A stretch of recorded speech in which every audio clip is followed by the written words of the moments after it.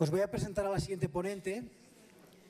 Ella es Clara Andrés Roqueta, es doctora en psicología, hizo la tesis sobre pragmática y cognición social en niños con trastorno específico del lenguaje y actualmente es profesora contratada doctora en la Universidad Jaume I de Castellón y trabaja fundamentalmente en pragmática y cognición social y colabora con investigadores de gran nivel como Napoleón Katsos, Courtney Norbury, que estuvo aquí también en las jornadas que se organizan en Atelca.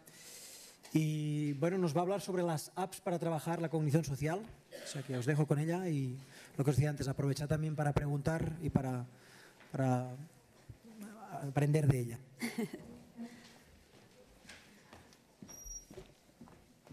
Hola, buenos días. Gracias a Llorens por la oportunidad de volver aquí. Estuve ahora unos años y la verdad que me encantó también disfrutar de compartir un poco lo que hacemos en la universidad con la gente que se dedica día a día a ponerlo en práctica. Y como ha dicho él, soy profesora en la Universidad Jaume I de Castellón y generalmente doy clase a alumnos del grado de magisterio infantil y primaria, así como de máster de psicopedagogía. Entonces, muchas veces todo esto que vamos creando pues lo pongo en práctica con ellos y me dan mucho feedback para luego ir mejorando. En primer lugar, aunque sea de manera breve, explicaré lo que es la cognición social, que también comúnmente se ha conocido como teoría de la mente, quizá os suene más ese término. Lo que pasa es que para mí es un término un poquito restrictivo, porque digamos que la teoría de la mente es esta capacidad que tenemos las personas de explicar la conducta de otras personas en base a sus estados mentales, es decir, aquello que piensan, cuáles son sus creencias, como por ejemplo en el dibujo que os he puesto. La presentación está llena de dibujillos de las dos apps que os voy a presentar. Entonces, este es uno de ellos y en este, pues si explicáramos la conducta de la tercera persona, que en este caso es el protagonista, que es cómo está ese niño, estará asustado, ¿no? ¿Por qué? Porque piensa que ve un tiburón, pero en realidad no lo es. Nosotros lo sabemos, ¿no? Porque vemos que es su amigo, que le va a hacer una broma, pero es esta capacidad para saber cómo se siente y en base a qué, y también diferenciar esto de la realidad. La cognición social simplemente es un término un poquito más amplio porque hace también referencia a otros estados mentales como son pues, las emociones, intenciones comunicativas, ¿vale? Pero habitualmente se utilizan como términos sinónimos en la literatura.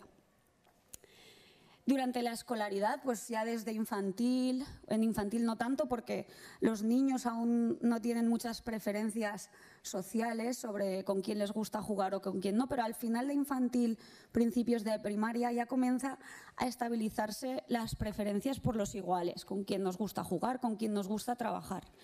Y esto se va desarrollando y también en la etapa de secundaria es muy importante. Y sabemos por muchos estudios que la cognición social es esencial en este proceso de correcta socialización. Entonces, por ejemplo, aquí os he puesto otro ejemplo de la app de Emocionatest. ¿Te gusta mi regalo? Realmente a ella no le gusta, pero es su amiga la que le ha hecho el regalo. Y le dice, es justo lo que yo quería. Esto es lo que conocemos, ¿no?, como una mentira piadosa. A veces las personas decimos mentiras piadosas para no herir los sentimientos de las personas que nos rodean y que apreciamos, ¿no? Y esto forma parte también de la cognición social. Esto es muy importante, sobre todo porque hay niños, por sus características, muchos niños con trastornos del desarrollo, sobre todo los niños con trastorno del espectro autista, que tienen dificultades en cognición social. Pero no solo ellos, como ha dicho Llorens, yo hice la tesis sobre el trastorno específico del lenguaje y sus habilidades de cognición social. Y por su escasa participación, por ejemplo, en conversaciones con otras personas, se pierden mucha información sobre el mundo mental. Entonces también se ve, aunque no tan grave, ciertos retrasos o dificultades en estas habilidades también en niños con TEL o niños con TDAH, por sus pocas habilidades ejecutivas, sus pocas habilidades para autorregularse e inhibirse, o incluso niños con trastorno de la comunicación social, que es el antiguo conocido trastorno pragmático del lenguaje, que por su definición son en estas habilidades, al utilizarlas de manera comunicativa, donde tienen más dificultades. Entonces, los profesionales, como vosotros, tanto en el campo clínico como en el campo de la intervención, muchas veces y en edades tempranas, cuando los niños se escolarizan, aún hay veces que es difícil establecer un diagnóstico temprano y sobre todo determinar cuál es la causa, ¿no?, de estas dificultades comunicativas, de estas dificultades de comunicación social.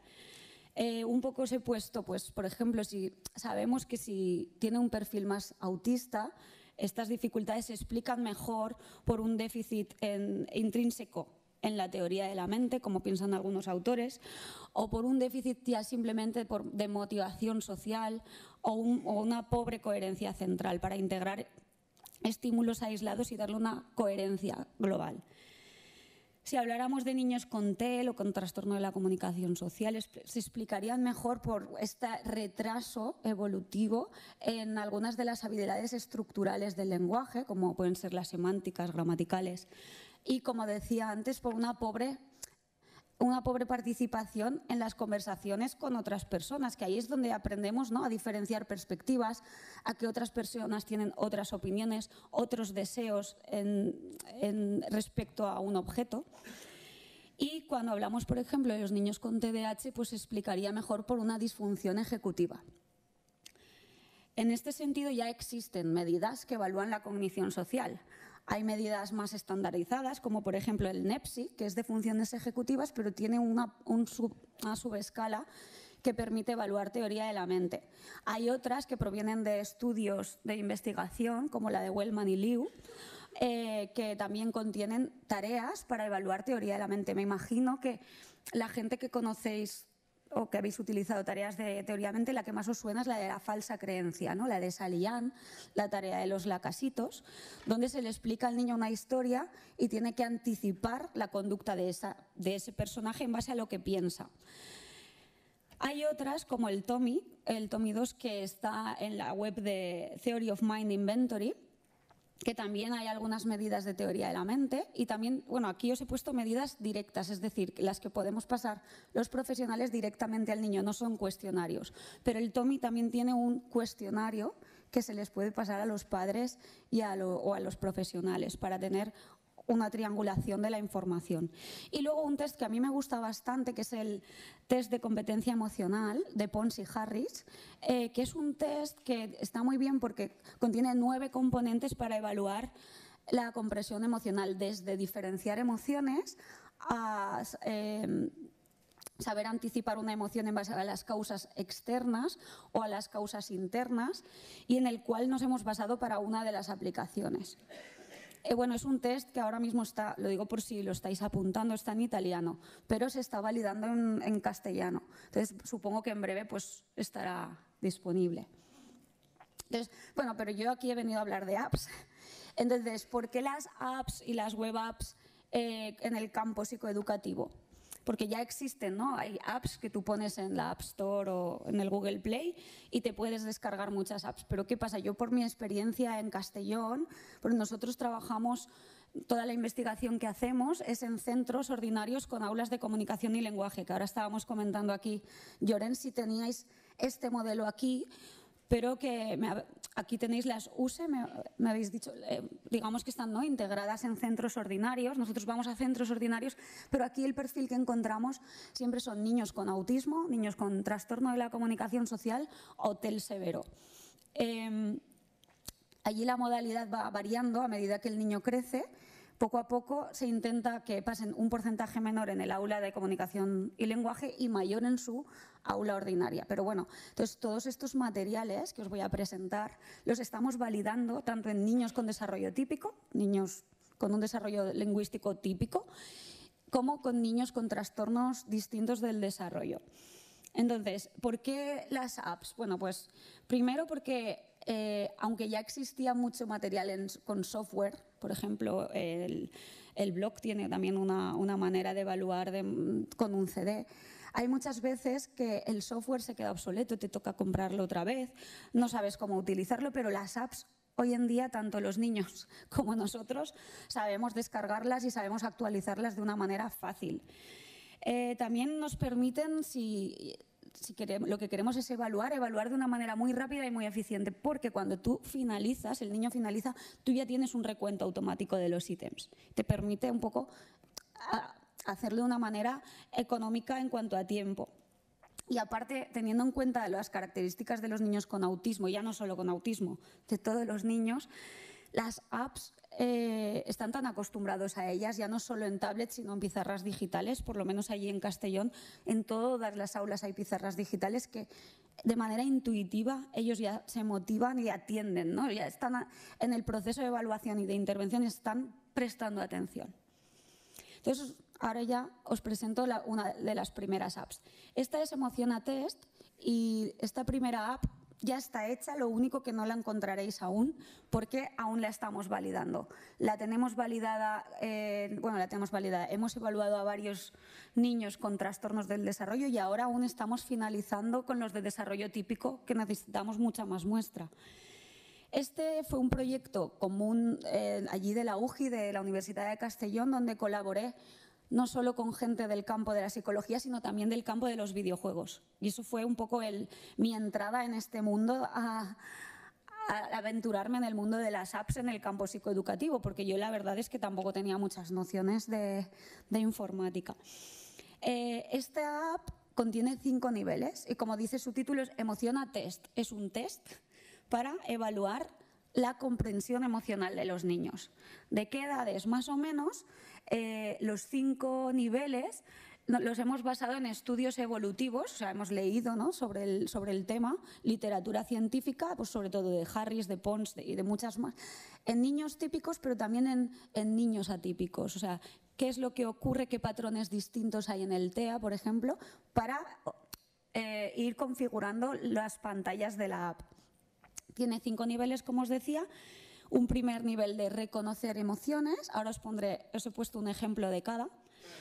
Un segundo nivel de construir esas emociones, como un potato, o sea, una cara neutra y se le pone la emoción que se solicita.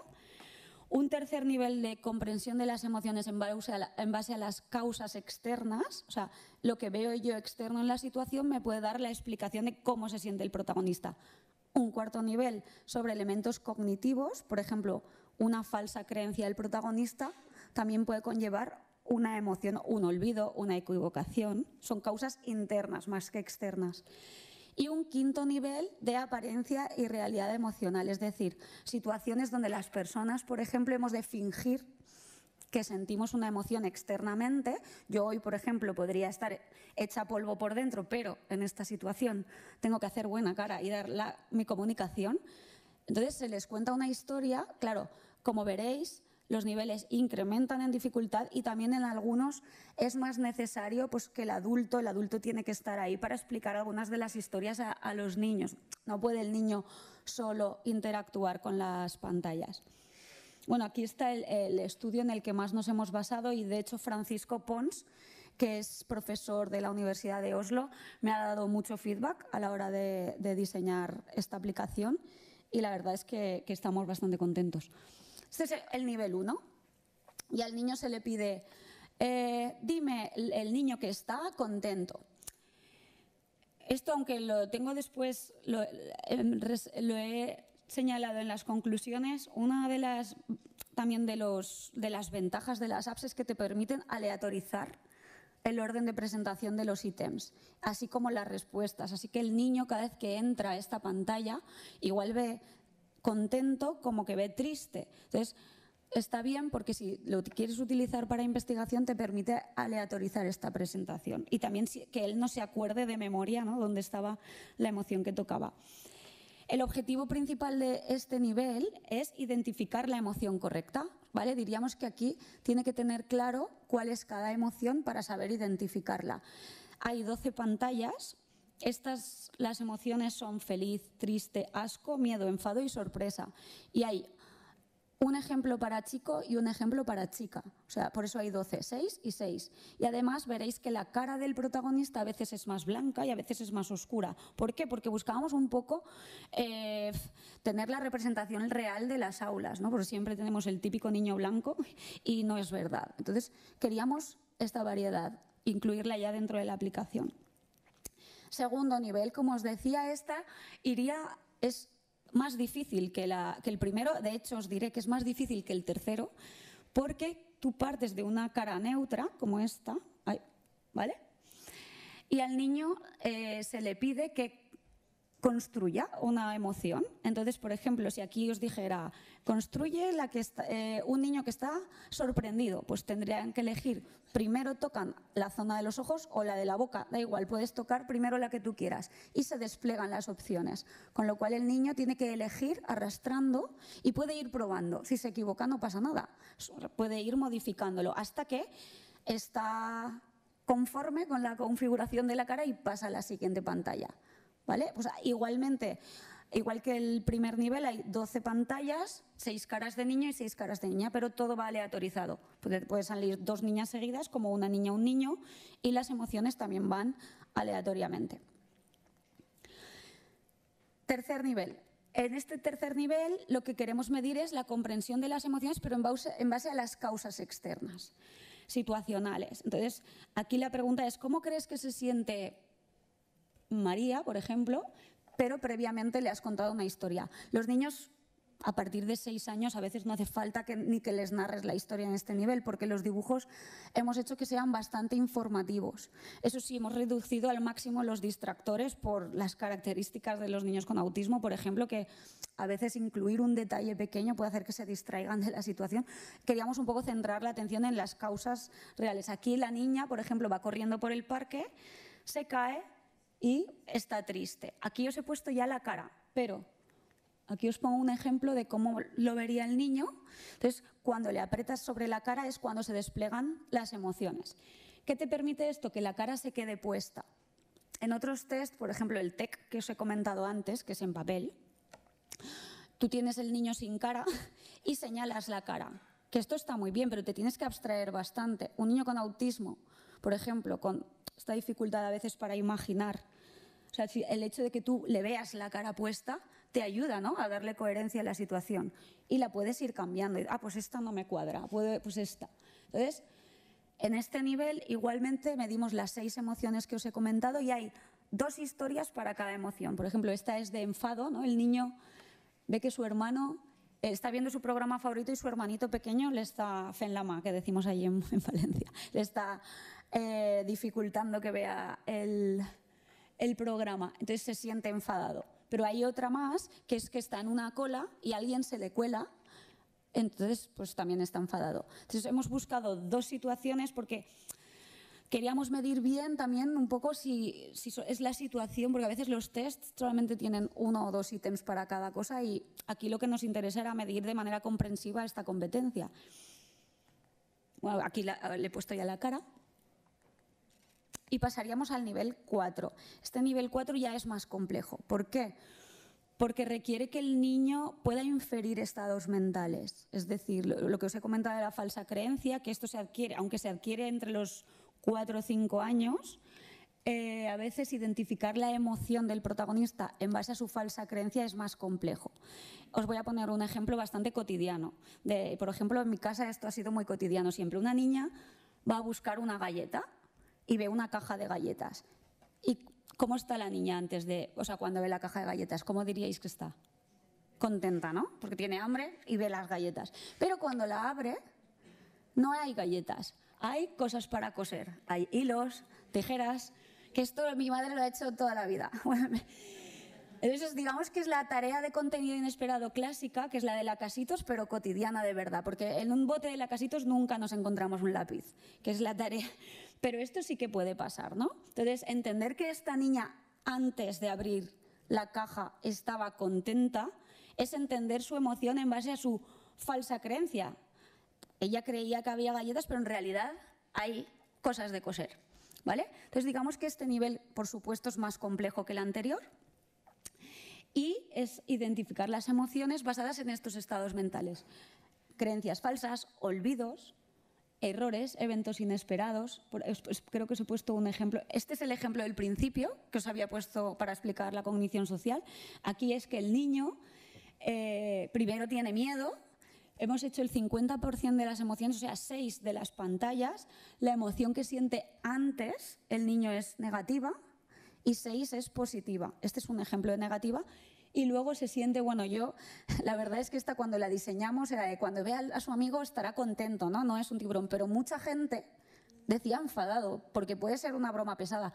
Con lo cual esto es interesante, por eso es interesante validarlo previamente, porque ambas respuestas son correctas.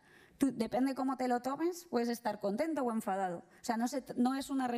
Entonces, la verdad es que lo pasas en adultos igual, o sea, no hay diferencia. El 50% dicen enfadado, el 50% dicen contento. Pero aquí lo importante es la primera. Aquí, porque la segunda ya es en base a lo situacional, ¿no? Que le está haciendo la broma. Pero si tú has comprendido la primera, realmente es que puedes anticipar en base a la falsa creencia.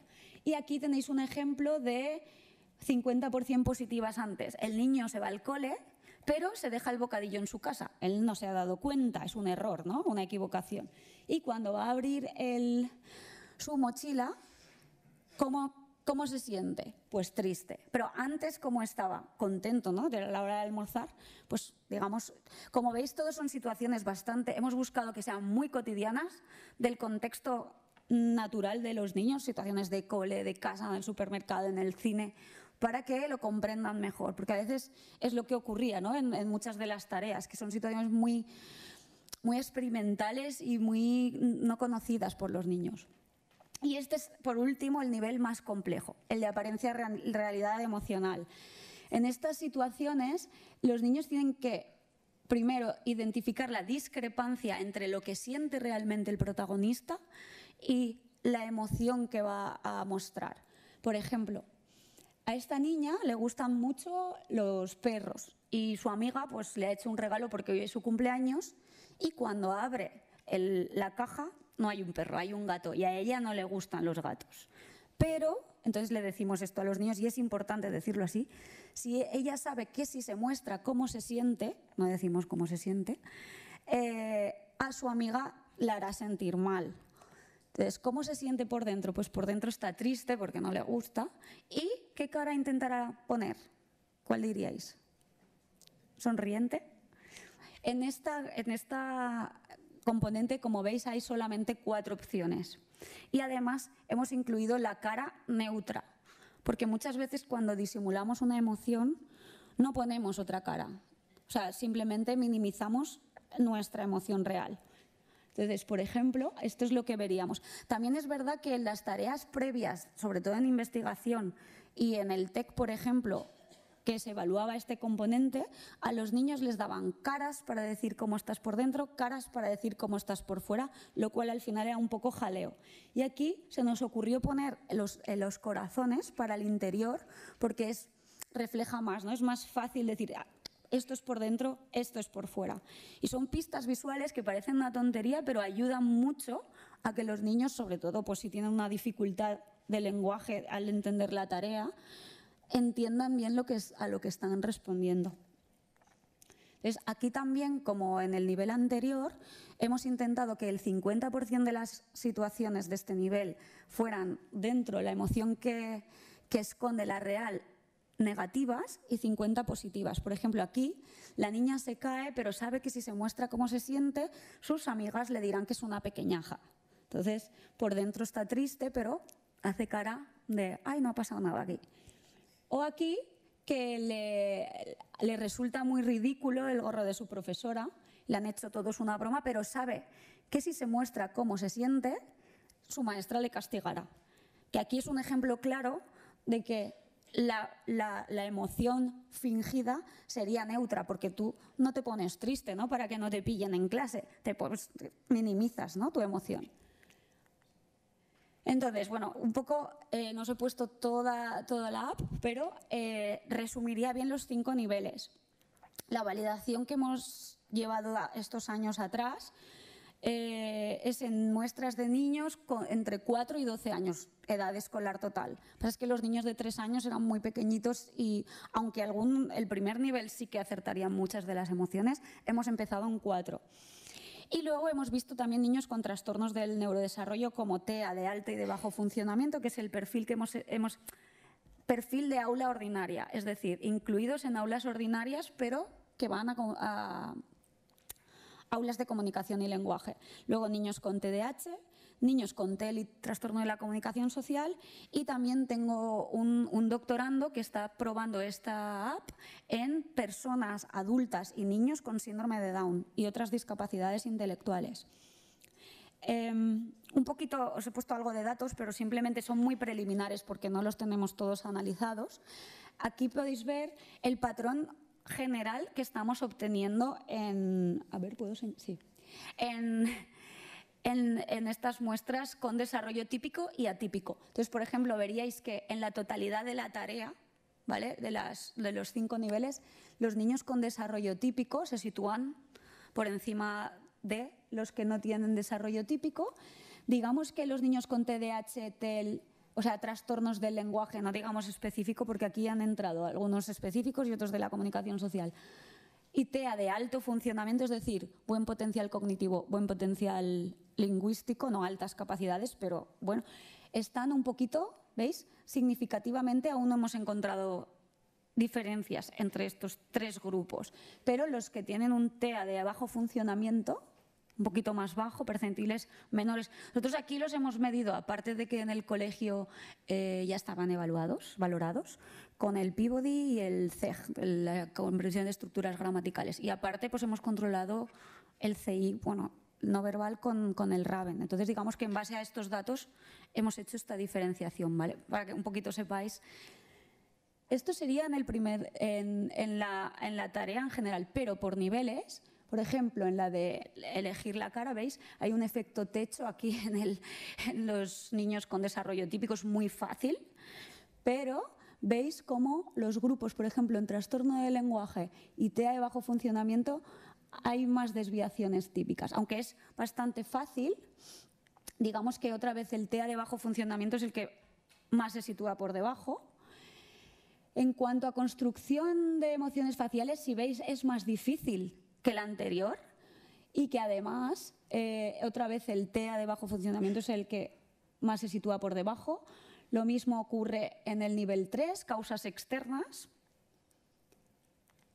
En el nivel 4, aquí ya va habiendo más variabilidad dentro de los grupos. Por ejemplo, los niños con desarrollo típico y TDAH se comportan más o menos igual, pero aquí ya va habiendo mucha más variabilidad, mucha más diferencia. La tenemos que explorar aún, y aquí son grupos pequeñitos, pero pues estamos buscando validarlo con más niños.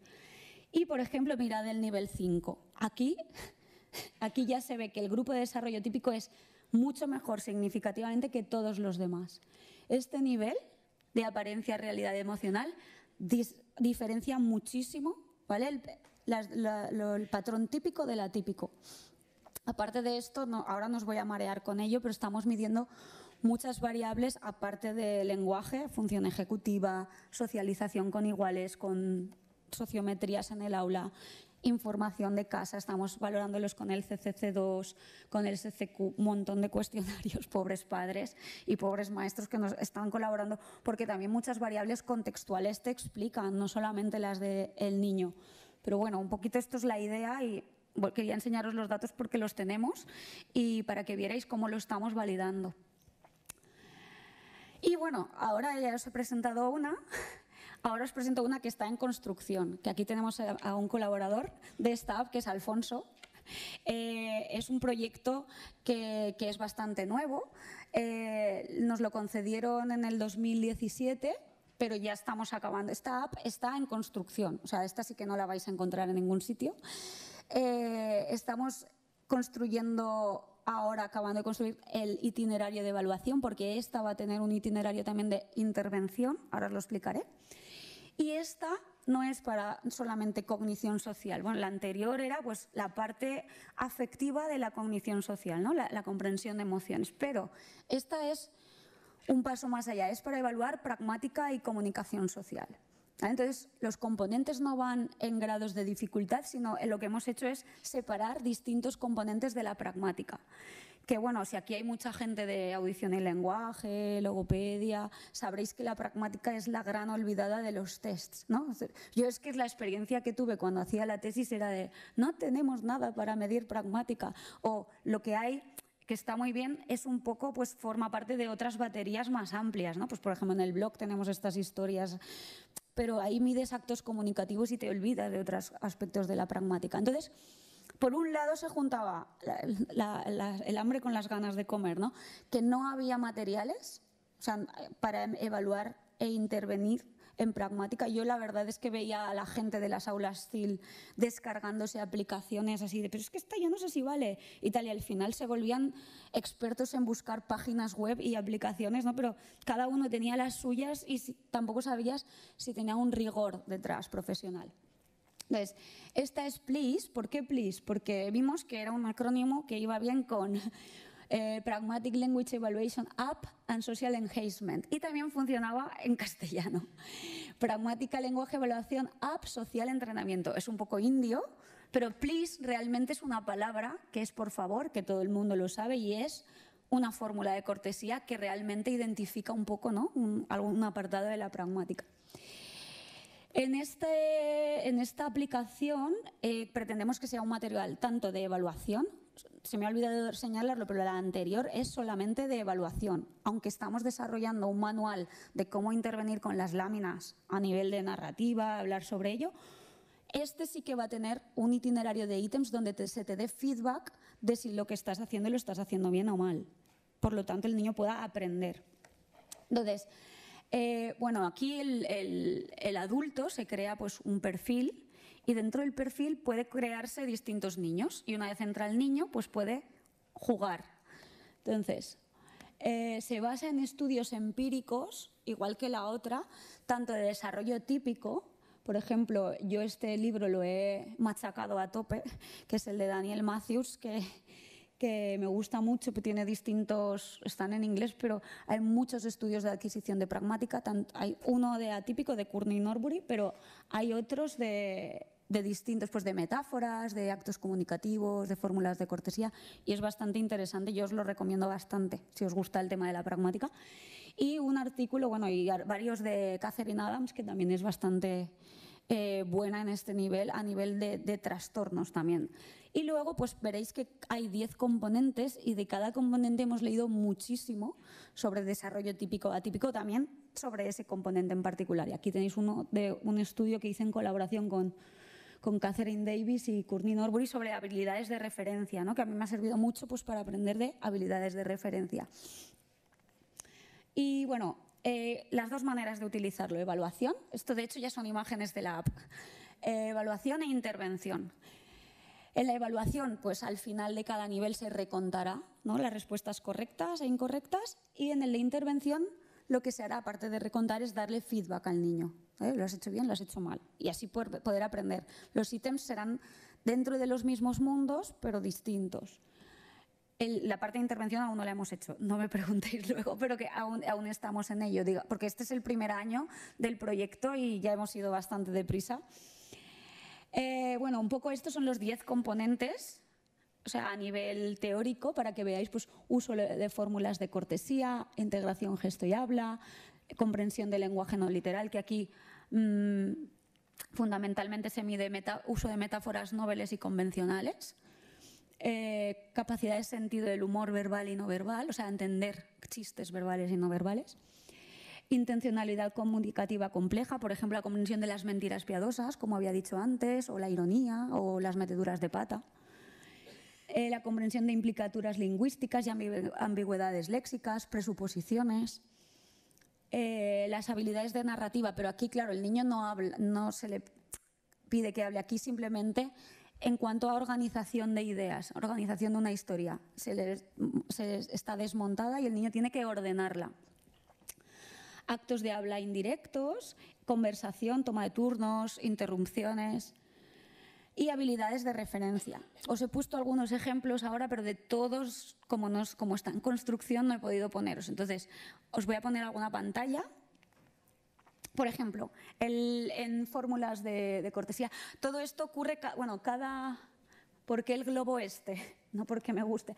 Cada mundo, o sea, cada habilidad se mide en un mundo distinto. Entonces, por ejemplo, el uso de fórmulas de cortesía es en el tren, no sé dónde está por aquí, integración gesto y habla es en un circo, el lenguaje no literal es en un zoo, y al principio al entrar en cada mundo se le dice al niño, pues aquí tienes que comportarte de forma más educada posible, porque es un poco la instrucción típica del test, pero contextualizada en algo bastante motivador.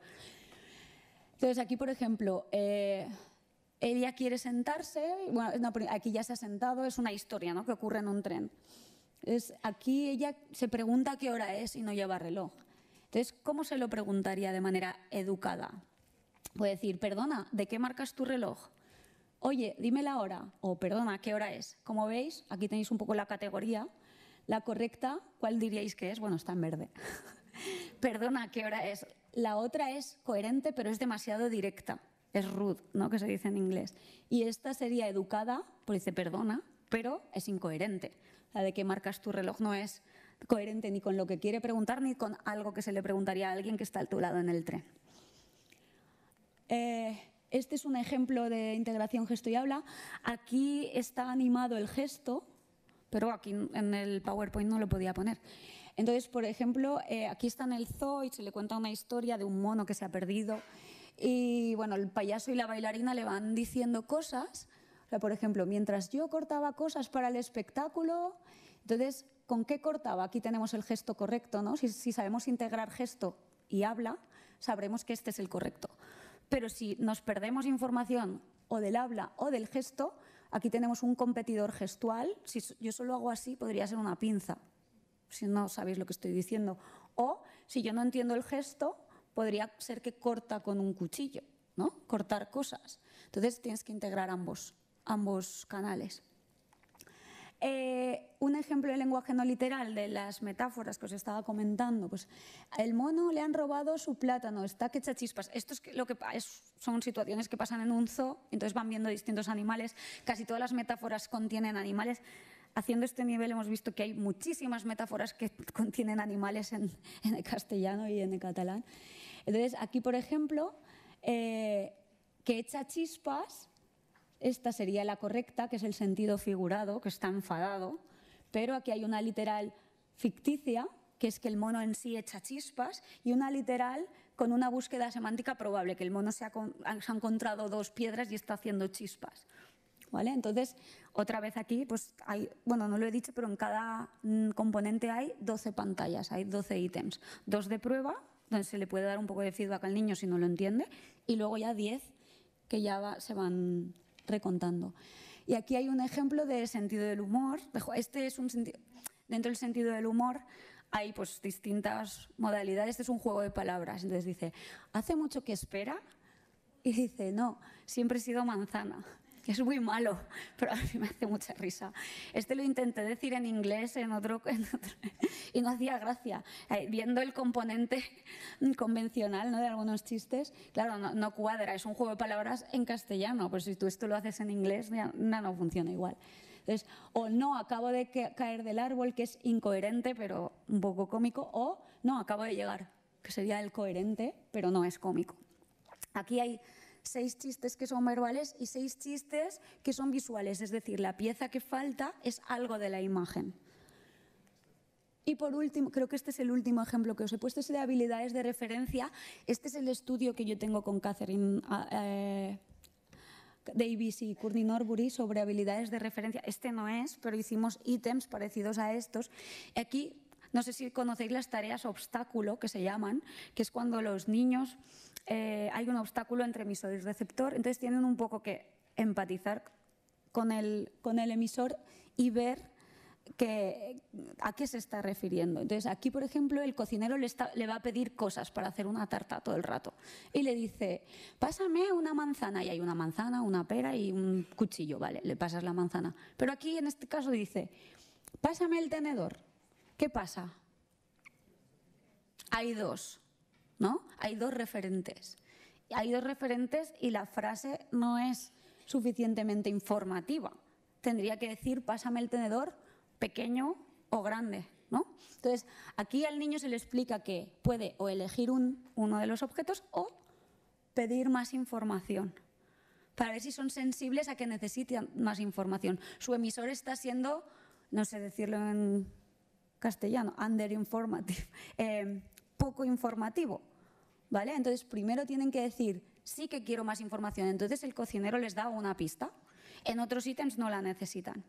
O a veces le dice, pásame eso, pero está señalando, tienen que beneficiarse del gesto, de la información, para saber cuál es el ítem, ¿vale? Bueno, no os he podido poner más porque está en construcción y era un poco difícil montar las imágenes, pero ya tenemos pues casi 9 componentes hechos. Estamos ampliando muestra y también pues ahora vamos a hacer la parte de intervención utilizando los mismos mundos pero ítems distintos. Y ya, bueno, para concluir, que al final estoy aquí enrollándome pero bien, ¿por qué pensamos que son novedosas estas dos aplicaciones? Primero, pues porque son sencillas. O sea, los niños, yo os lo puedo decir, tú les estás pasando el Peabody, les estás pasando el CEG, tal, y se aburren. Pero es que les pones la app, esta web app ahora mismo está en versión web, es decir, que tú pones la dirección y accedes a la app. Luego también estará como app nativa, que es la que tú te descargas de la App Store, de Google Play. Y los niños que dicen, otro mundo, otra vez, otro mundo. Y es que se creen que están jugando, bueno, que están, por lo menos están atendiendo y motivados. Pero también para los profesionales es muy fácil de utilizar. Tiene una garantía académica y no comercial, como os digo, pues por lo menos están basadas en estudios previos y en un conocimiento científico, en evidencias científicas anteriores, y se están validando con muestras típicas y atípicas. Es decir, la idea es que cuando tengamos evaluados a todos los niños con desarrollo típico, podamos obtener percentiles y pues tú cuando cojas a un niño que tiene, pues por ejemplo, un trastorno de espectro autista con sospecha de habilidades pragmáticas o tal, cuando acabe, poniendo su edad, tengas el percentil que tiene en esa tarea, o sea, en esa componente, como ocurre en los demás tests. Además, aportan algunas ventajas en cuanto a materiales previos, como comentaba antes, por el hecho de que permiten, por ejemplo, obtener información de una manera muy rápida, nada más acabar la aplicación. Aquí os he puesto un ejemplo de la de Please, un poco cómo te mostrará. En la categoría de centro comercial, bueno, de referencia, por ejemplo, pues puntuación 9 de 10. Y estos son categorías que les hemos puesto dependiendo de... Verde es la correcta, pero luego está la amarilla que corresponde a una de las categorías, pues coherente pero poco informativa, o rojo que sería la peor, ¿no? O sea, hemos hecho como una gradación y eso también te permite tener un poco idea cualitativa de los aspectos donde tiene, ya no solo que falla, sino por qué falla. Permiten también obtener información de los tiempos de reacción, de cuánto tiempo ha estado en ese componente, en el itinerario de intervención, cuántas veces ha hecho clic hasta llegar a la correcta o cuántas veces ha solicitado más información. Así como aleatorizar opciones y cosas pues, que en otros materiales es imposible hacer porque están imprimidos, ¿no? Están en papel. Aparte, para los niños y niñas en general, os puedo decir que, pues eso, que atienden, están motivados. Creemos que los dibujos representan un poco, pues hay chicos, hay chicas, hay distintas tonalidades de piel, ocurren en situaciones de su día a día, cotidianas, y que son fáciles de comprender ya de por sí. Para ellos se sienten identificados. Y aquí, por ejemplo, en un TFG que dirigí en una alumna de magisterio, lo probó el de Emociona Test y lo comparó a otro test convencional. Y luego les hizo como una entrevista al niño. ¿Qué creías que estábamos haciendo? Y en el otro dijo, estamos estudiando. Y en la de Emociona Test dijo, estamos jugando. Que esto parece una tontería, pero es que es el sentir, ¿no? Un poco de los niños. Creen que están jugando. Y eso no es que están jugando y se lo toman a jauja, sino que es que están como divertidos, ¿no? Realizando la evaluación. Y por último, pues sobre todo para el campo, ¿no? Nuestro de trastornos del desarrollo, estas apps, por ejemplo, permiten suplir la respuesta oral de los niños. Realmente tienen que elegir, tanto en Emociona Test, es la elección lo que realizan de la cara. Y en Plisa, pues un bocadillo de texto o es un dibujo. Pero ellos nunca tienen que decir nada. Otra cosa es que queramos profundizar ahí, pero realmente suplen, a veces está, por ejemplo, en el blog, si queremos medir, tenemos que hacer como una entrevista, que yo no digo que sea peor, pero es complementario, o sea, y esto pues te lo permite medir de una manera y aquello de otra. Hemos disminuido distractores, por ejemplo, pues eso, sabiendo, ¿no?, que los niños a veces se fijan en cosas de las imágenes que no son importantes, pues yo pues, las machaco mucho, pobres, a las diseñadoras gráficas. No, quita esto, que es muy bonito, pero esto les va a distraer. Entonces, eso lo hemos tenido bastante en cuenta. Es multimodal, pues se presentan dibujos, lenguaje, está el texto escrito, con lo cual maximizas, ¿no?, canales de llegada de la información. Suplen problemas de información, por lo que os decía, de imaginación. Es decir, yo puedo poner una opción y que esté presente en el ítem. No tiene que estar la opción por un lado y el ítem por otro. Entonces, ese hueco siempre queda relleno y yo puedo ir probando. También se adapta muy bien a la velocidad de procesamiento de los niños. Muchas de las historias van avanzando a medida que tú vas tocando. Entonces, puedes regularla. Y, sobre todo, los problemas de memoria de trabajo, que estén siempre presentes ahí, ¿no?, las imágenes y las pistas visuales a la hora de dar la respuesta. Nada, y solamente agradeceros vuestra atención, agradecer, aunque no están aquí, a todos los coles con aulas CIL de Castellón, donde estamos haciendo la validación, porque estamos teniendo una acogida brutal. La verdad es que, y nos han dado, yo cuando hacía la tesis ya me daba mucho feedback de lo que se necesitaba, y decía, es que no tenemos cosas de teoría a la mente, no tenemos cosas de pragmática. Y la verdad que gracias a los colegios, ¿no?, pues esto es un poco devolverles lo que en su día pues nos han dado también a la universidad. Y bueno, gracias por vuestra atención. Aquí tenéis mi email.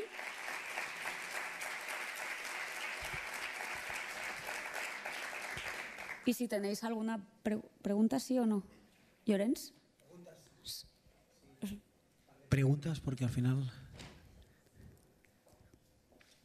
Si no, luego por ahí también me podéis preguntar, ¿eh? O escribirme un email. No tenemos mucho tiempo, pero sí que tenemos para alguna, ¿eh? O sea que no... Pues voy a beber. ¿Tú quieres preguntar?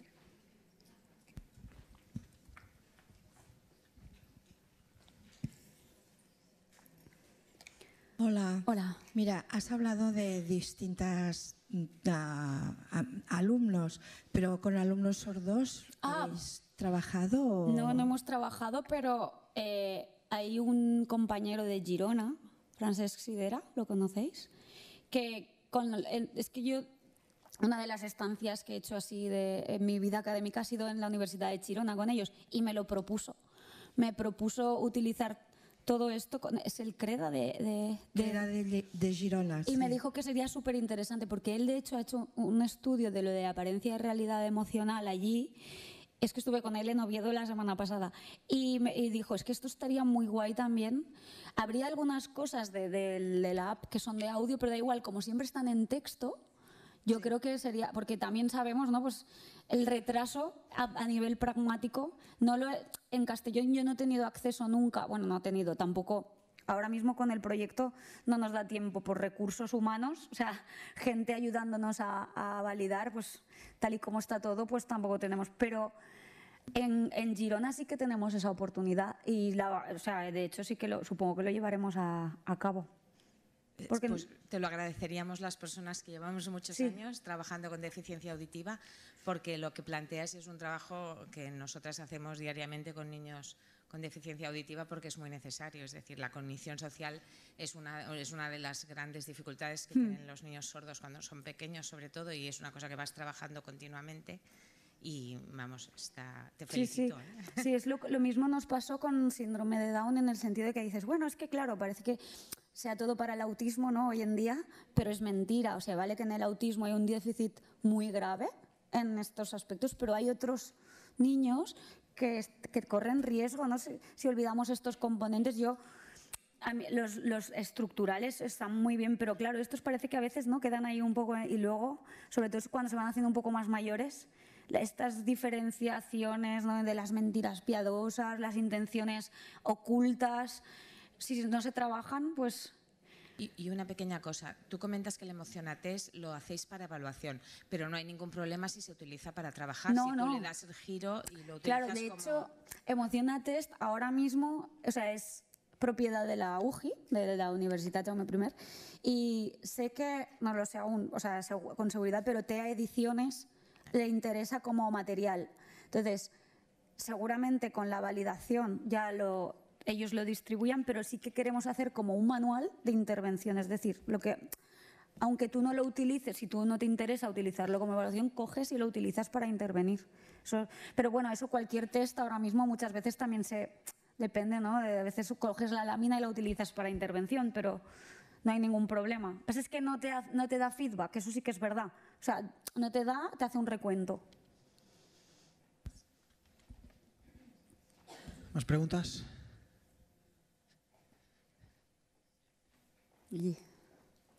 Allí.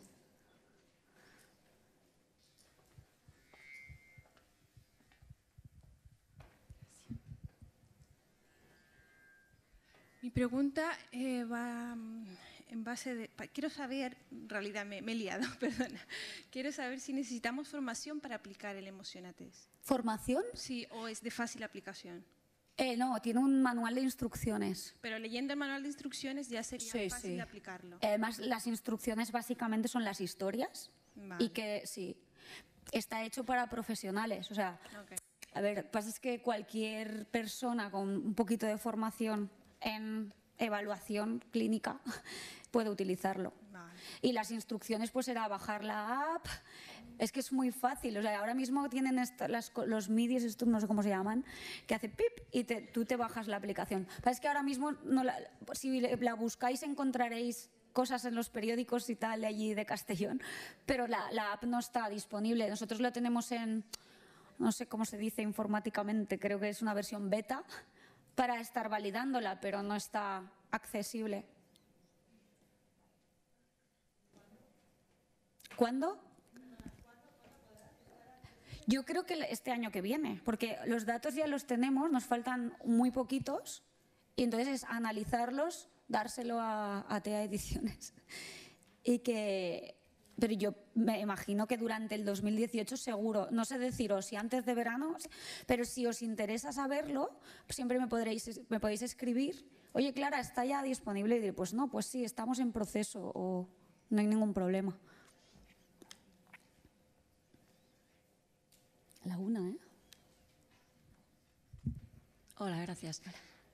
Te quería preguntar si estudiáis o prevéis estudiar la relación entre la habilidad de los niños para responder bien y la habilidad para aplicar en las situaciones de comunicación reales. Generalizar. Sí.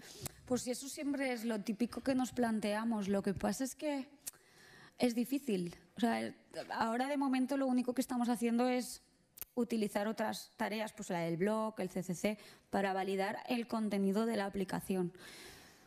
Pero lo único más real así es lo que estamos midiendo es la socialización entre iguales, real en las aulas. O sea, ahí sí que estamos midiendo con quién te gusta jugar más, con quién te gusta... Pero no estamos grabando las habilidades pragmáticas online. De momento no, pero igual en futuros estudios es lo más interesante, igual que lo de las emociones. Pero es algo difícil, o sea, difícil en cuanto a investigación, pero sí que en un futuro me imagino que lo haremos.